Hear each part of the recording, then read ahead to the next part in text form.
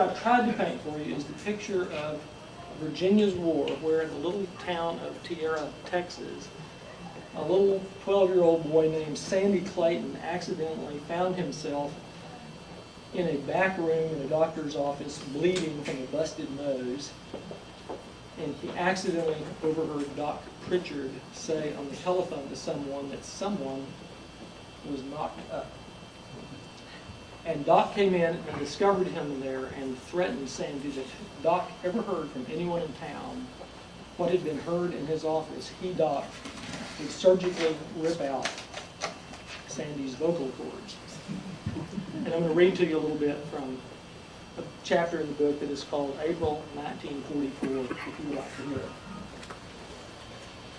If Sandy Clayton had read the Tierra Times, he might have figured out that he had no further need to fear Doc Pritchard. On the Sunday before Easter, between the story about the community egg hunt on the courthouse lawn and a column which began and ended with a list of Easter services, there was an announcement.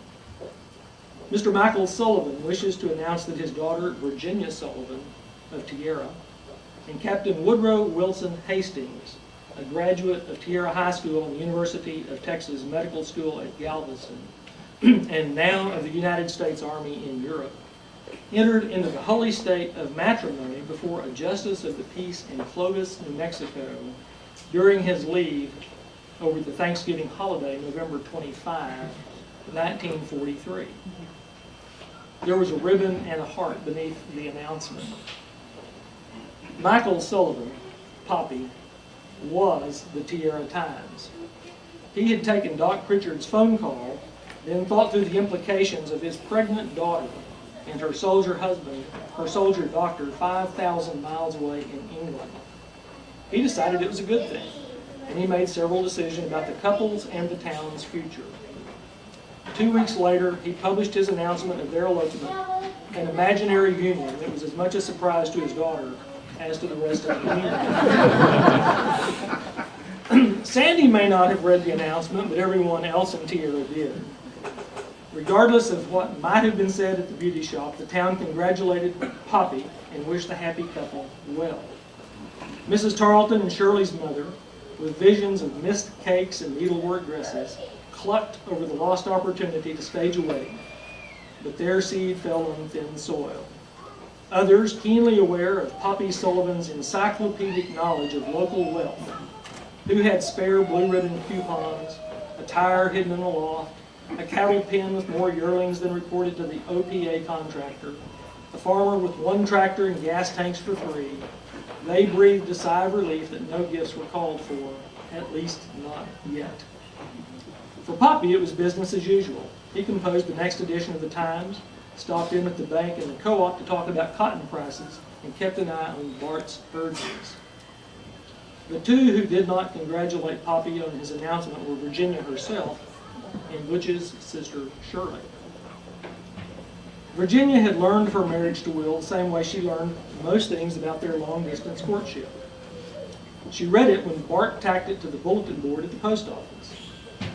Her first reaction had been disbelief. She pulled out the thumbtack and the wedding announcement, looked around the room to see who was watching, and stormed out.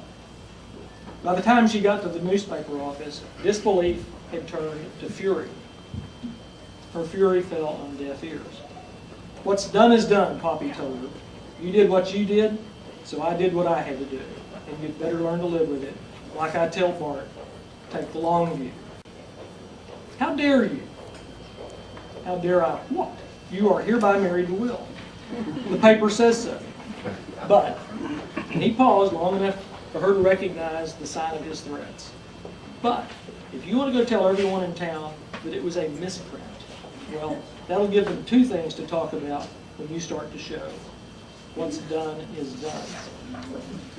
He let the warning sink in. Who would people believe, her or Poppy? In their own eyes. And besides, you couldn't have made me happier. When Will comes home, well, he waxed poetic at the thought of Will coming home to become the town's beloved doctor. He'll build you a 2-story home. There'll be more babies, nice cars, maybe even a real hospital. He'll be the man everyone wants. School boards, the bank, the cotton co-op. Will and Virginia would reflect in the glow of Poppy's golden ears, and Tierra would be eternally grateful. I suggest that you give these people what they want, a war bride. When God gives you crumbs, go bake a cake, a wedding cake. For the next 2 hours, Virginia sat at her desk in the courthouse, her eyes fixed on ration coupon books, OPA registries, and bulletins announcing rules changes in the number of yellow coupons that could be used to supplement red stamps for meat, not very many, or blue stamps for cottage cheese, no limit. Her mind, however, was not focused on month-to-month whimsies of the Office of Price Administration. From the moment Doc Pritchard had told her to get dressed, Virginia had imagined the day when she would tell Poppy she was pregnant.